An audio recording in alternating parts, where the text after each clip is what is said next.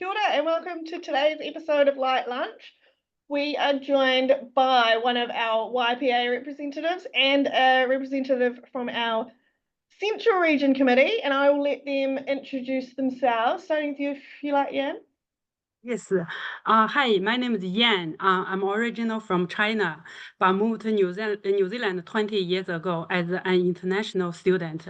I ended up loving it here, so I stayed and immigrated to New Zealand. I finished by my both bachelor's and master's degree in New Zealand. I'm now employed as a business development manager for Carter's. I have been in building industry for 12 years. I'm also the deputy chair for the Young Professional Advisors Committee in the New Zealand Institute of Building. Nice to meet you. And Nathan. Yeah, kia ora, Nathan Hawkins.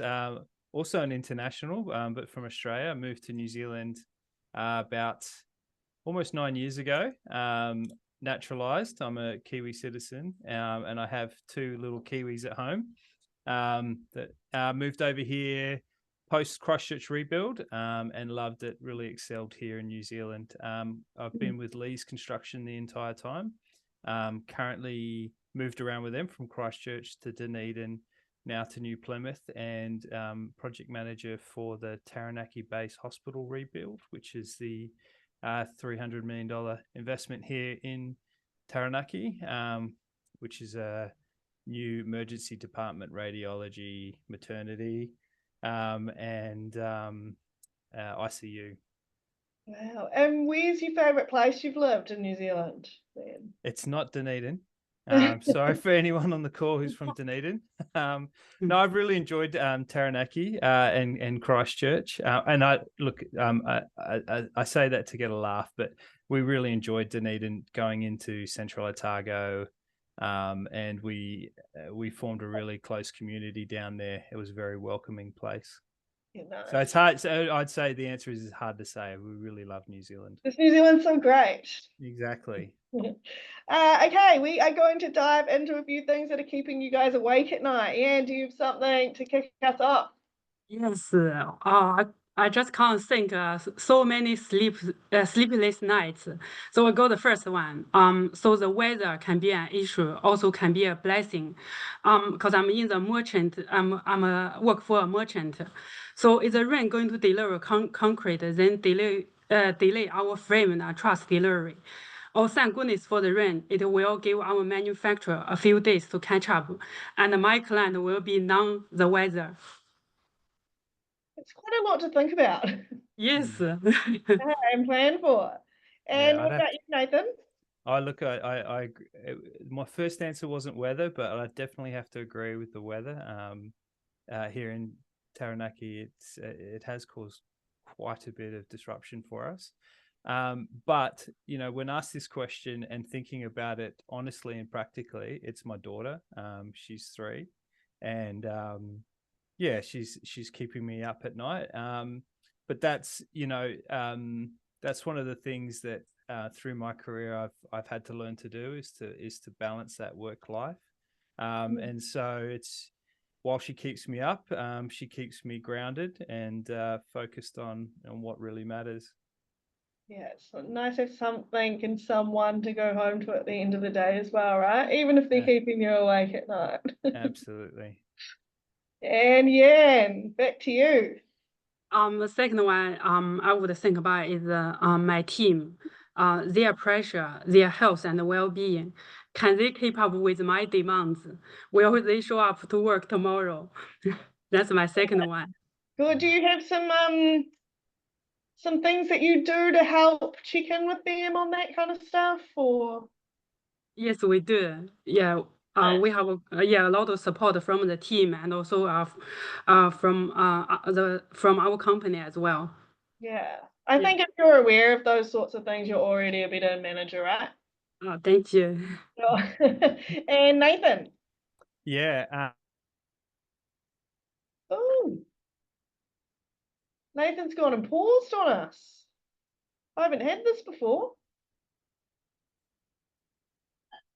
How about we go back to you? And have you got something else that's Okay. The third thing that keeps me awake at night is myself. Because I'm a perfectionist. I give you an example. Oh, that's Nathan. Sorry, what was that? Are we all back? Sorry, I think we Oh, had an yes. internet glitch. I don't know if it was me, you, us. Yeah, no, I felt that. Let's roll back to Nathan. What Yeah. else is keeping you awake at night? Yeah, sorry. I was just going to say the change in the financial and economic environment at the moment. Forecasts are predicted to be better, but at the moment, I think we're at our hopefully the lowest point with consumer price index, the GDP being quite low. My whānau across the ditch are talking a little bit less positive about the market, so it would make sense that we would follow that to be consistent. But yeah, I am concerned about the change and what that's going to have an impact on the market, our market going forward. Are you noticing much in your area, or just as more as a general New Zealand?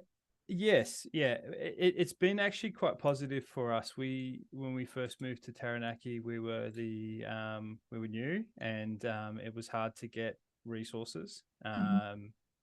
With the change, with the slowdown in some of the other market sectors, we've been able to find more people, which has been good. But they're looking forward into next year and work and life after Taranaki. There's going to be they're calling it a normalizing.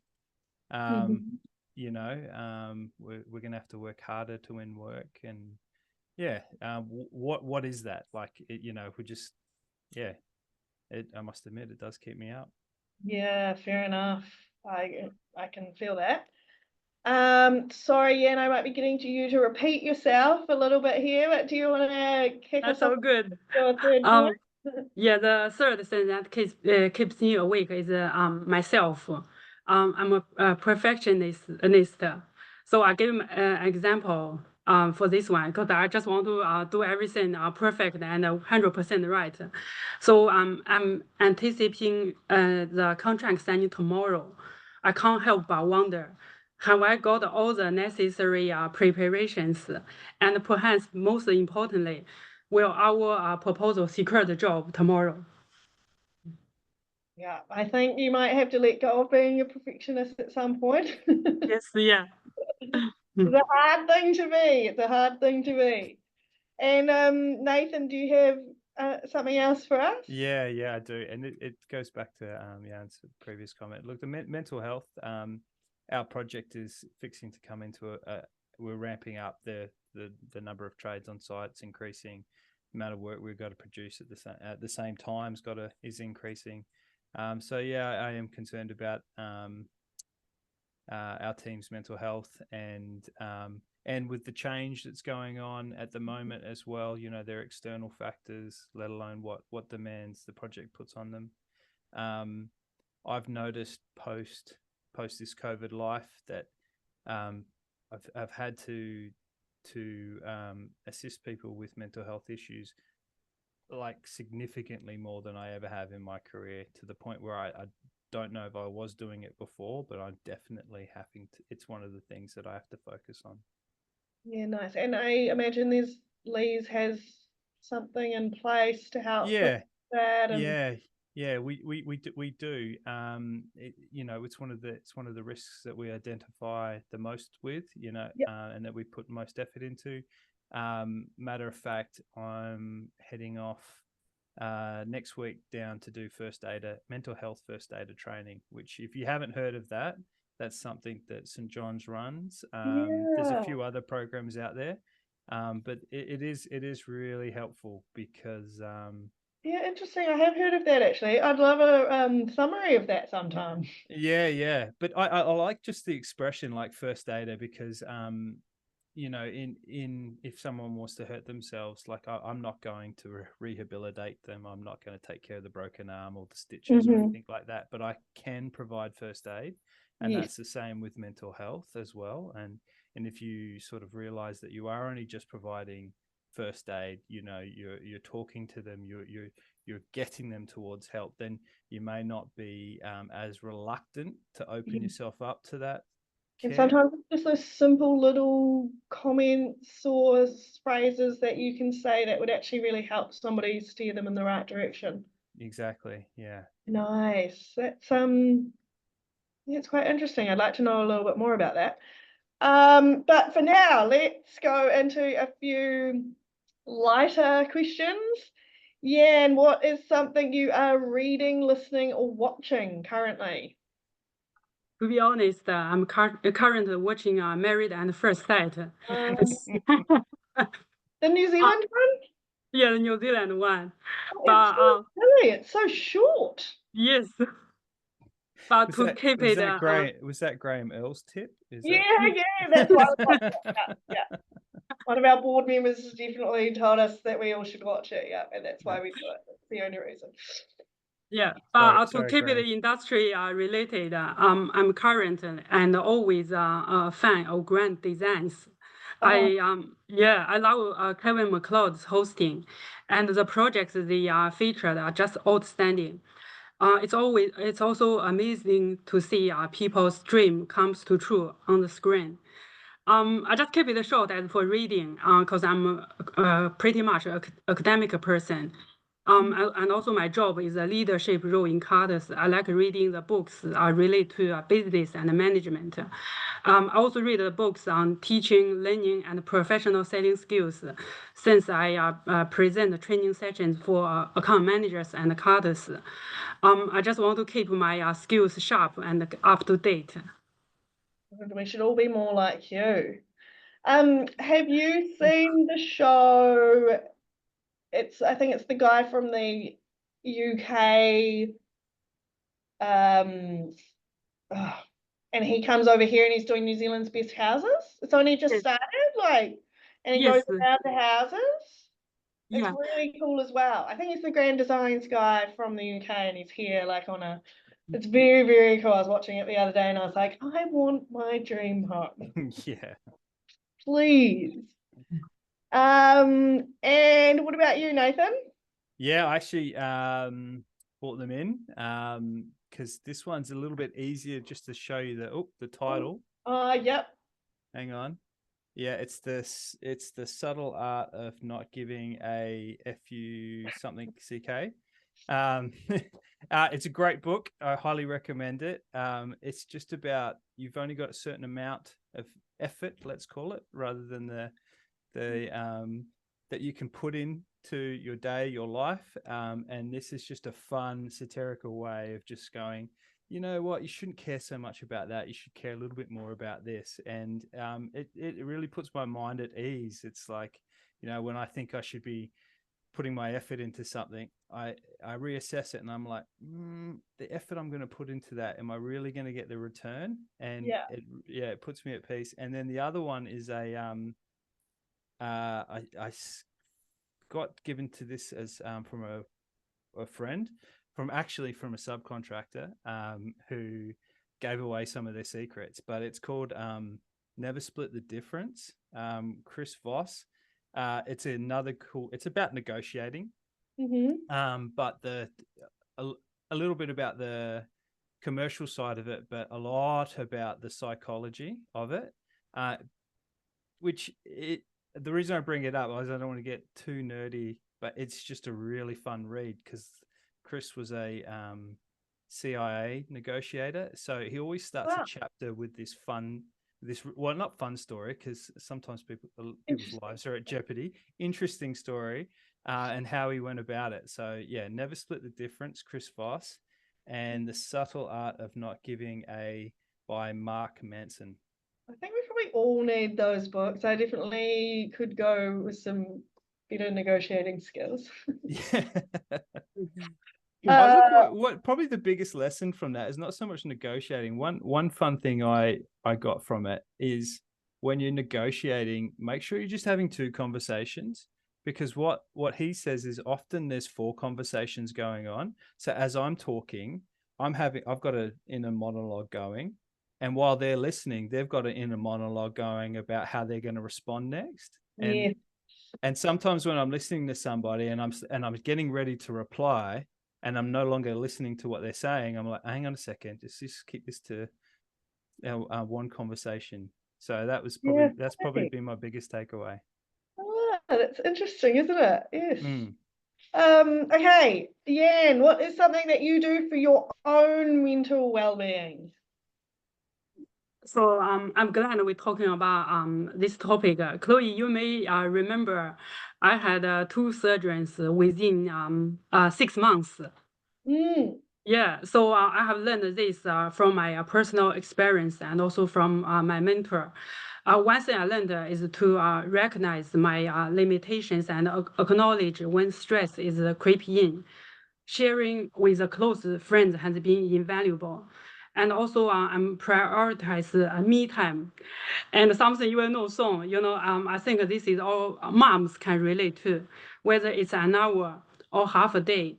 Having the time for myself has been a game changer for not only my mental health, but also for my happiness and overall productivity.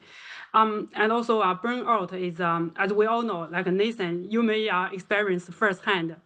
Burnout is a real issue in building industry, both mentally and physically. And my job in Carter's, we are teaming up with Melanoma Foundation to look after our own team and our customers' well-being. And we all heard like mates in construction for doing a great job for addressing the mental health challenges, which is evident in our industry as well. Yeah, thank you. And Nathan, Yeah, your so well-being.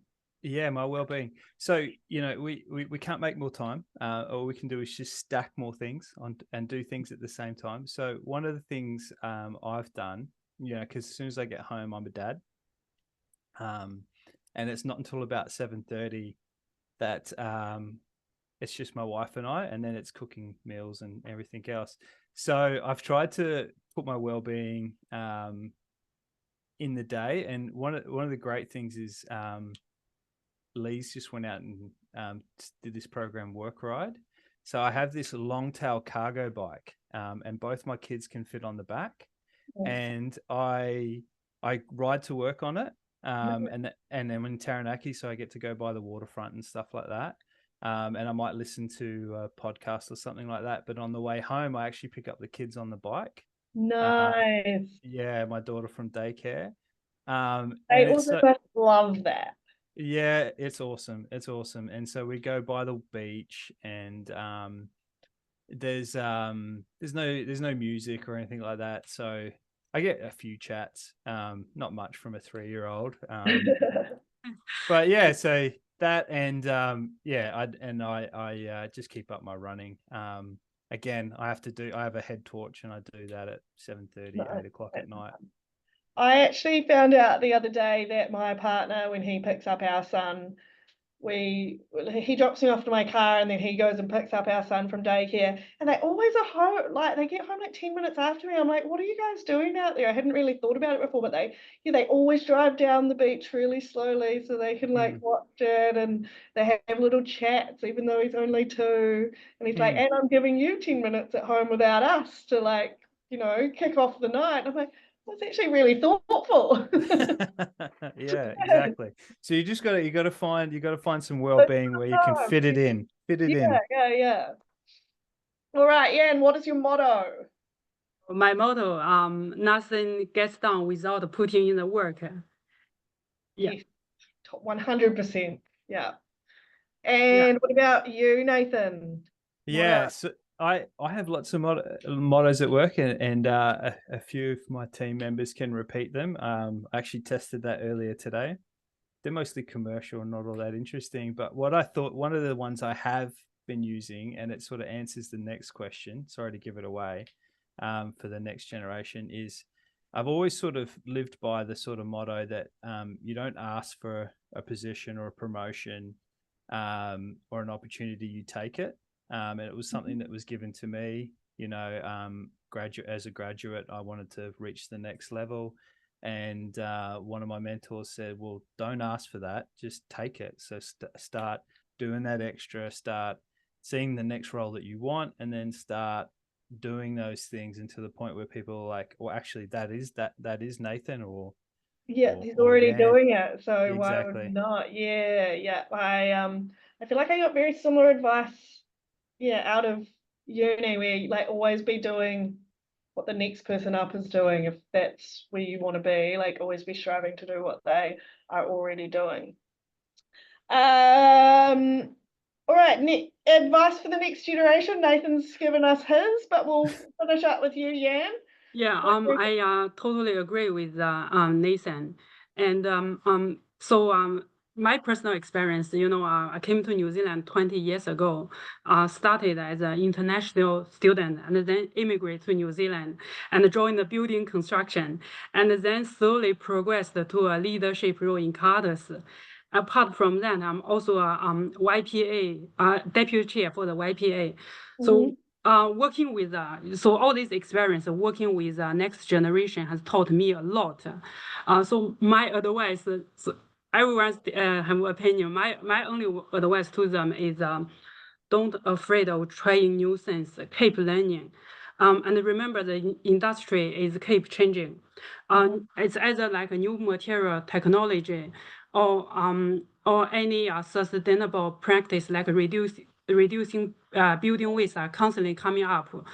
Adapting these changes and always updating your skills will help you stay nimble, relevant, and ready for whatever challenges and evolutions come next. Yeah, nice. Thank you. Thank you. I definitely agree with that learning piece. I mean, the year Nina was born, I started my MBA, and that's just part of just always going out there and trying to better yourself and learn more. It's because it's just not going to be given to you. There's just too many of us now. You've really got to go out there and take it. Yeah, nice. Great advice, guys. And thank you for joining me today. And we'll see everybody else next time on Light Lunch. Thank you very much. Thank See you you. Take care, guys. Chloe. Bye. All the best, Bye. Chloe.